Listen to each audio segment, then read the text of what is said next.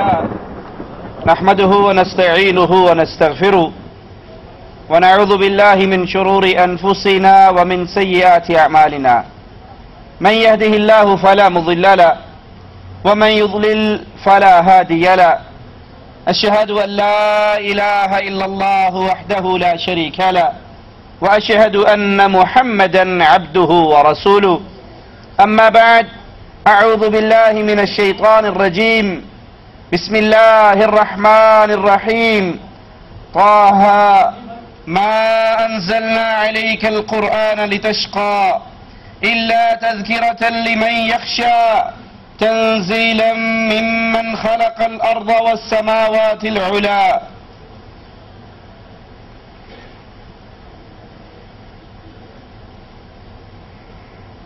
آسمان کے تارے اتنے زیادہ اور لاتعداد ہیں کہ کوئی ان تاروں کو گننا چاہے باوجود کوشش کے وہ ان تاروں کو گن نہیں سکتا۔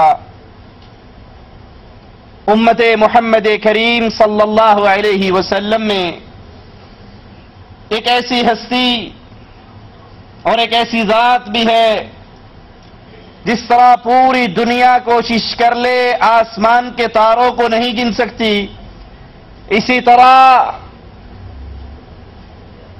آقا علیہ الصلوۃ والسلام کے اس ساتھی اور اس صحابی کی نیکیوں کو بھی کوئی نہیں گن سکتا۔ عائشہ رضی اللہ تعالی عنہا مومنوں کی ماں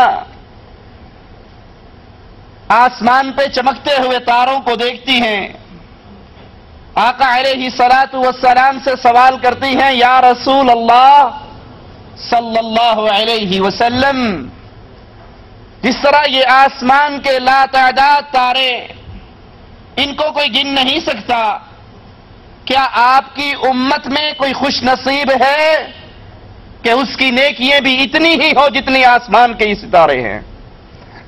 رسول کریم صلی اللہ علیہ وسلم مسکرائے، کہا ہاں عائشہ، میری امت میں ایک شخص ہے جس طرح کوئی آسمان کے ستاروں کو نہیں گن سکتا، اسی طرح عمر ابن خطاب کی نیکیوں کو بھی کوئی نہیں گن سکتا۔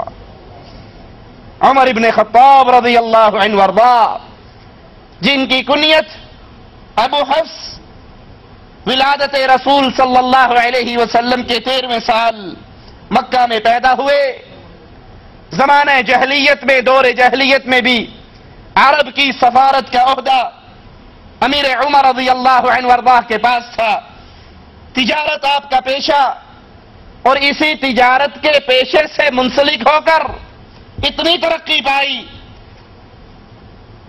کہ شاہان روم و فارس کے دربار میں آپ کا اثر و رسوخ تھا۔ نبوت کے 6 سال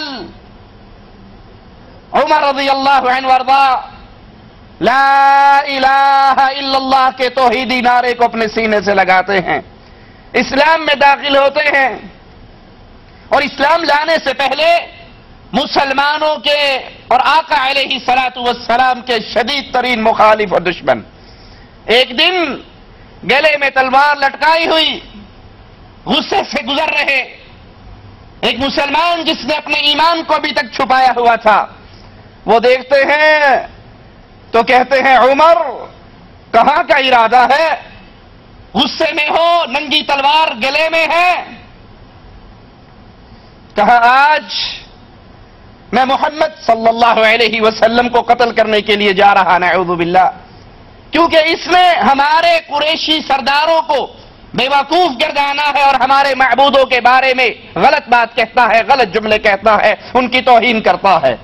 اور یہاں پر اس جملے کو کبھی نہ بھولیے، رسول کریم صلی اللہ علیہ وسلم جن کے اخلاق سے پیارا اخلاق کسی اور کا، جن کی میٹھی اور شیریں زبان سے پیاری گفتگو اور زبان کسی کی نہیں، سائل کہتا ہے عائشہ رضی اللہ تعالی عنہا کو، میرے نبی کا اخلاق کیسا تھا؟ مومنوں کی ماں، اہل ایمان کی ماں جواب میں پوچھتی ہے، کیا تو نے رب کے قرآن کو نہیں پڑھا؟ کہا مومنوں کی ماں قرآن تو پڑھا ہے۔ کہا پورا قرآن محمد کا اخلاق ہے صلی اللہ علیہ وسلم. اتنی میٹھی زبان والے، اتنے پیار والے، اتنی محبت والے، لیکن یاد کر لیجئے جب بھی لا الہ الا اللہ کا آوازہ لگے گا کہ لوگوں اللہ کے علاوہ کوئی الہ نہیں، کوئی مشکل کشا، حاجت روا، بگڑی بنانے والا، شفا دینے والا، رزق دینے والا، عزت دینے والا، موت دینے والا، زندگی دینے والا اللہ کے علاوہ کوئی نہیں، تو اہل شرک، اہل کفر اس کے جواب میں کہیں گے یہ ہمارے بزرگوں کو گالیاں دیتا ہے. آج بھی یہی اعتراض ہوتا ہے جب ہم لا الہ الا اللہ کی دعوت دیتے ہیں تو اہل شرک جواب میں کہتے ہیں یہ ہمارے بزرگوں کی توہین کرتا ہے.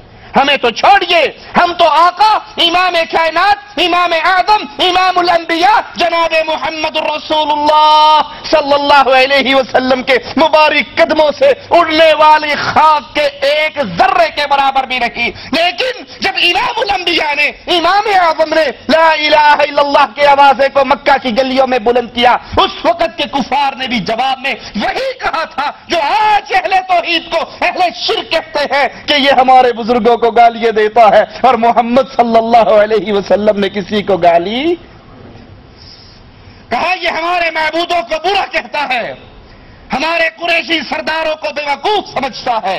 آج میں اس کی گردن کاٹنے کے لیے جا رہا ہوں. وہ کہتے ہیں تو بڑی بری راہ پہ جا رہا ہے، تو بڑے خطرناک راستے پہ جا رہا ہے، کسی اچھے کام کے لیے نہیں جا رہا.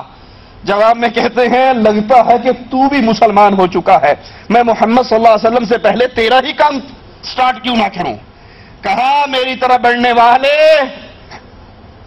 جس اسلام کے امام اور نبی کو مٹانے کا سوچا ہے وہ اسلام تو ہے خطاب کے بیٹے تیرے گھر میں داخل ہو چکا ہے. کہا کیا مطلب؟ کہا تیری بہن اور تیرا بہنوئی لا الہ الا اللہ پڑھ کر محمد کے مریدوں میں شامل ہو چکے ہیں صلی اللہ علیہ وسلم. وہیں سے اپنا راستہ پلٹتے ہیں، غصے کی کیفیت میں بہن کے دروازے پر پہنچتے ہیں، دروازہ بجاتے ہیں، دروازے پہ کھڑے اندر سے قرآن پڑھنے کی آوازیں آ رہی.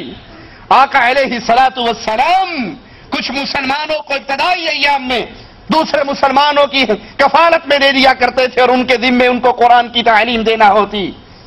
قرآن کی آواز سنتے ہیں، دروازہ بجاتے ہیں، بہن پوچھتی ہے کون ہے؟ جواب میں کہتے ہیں خطاب کا بیٹا ہے. دروازہ کھلتا ہے، اپنی بہن کو مارنا شروع کر دیتے ہیں.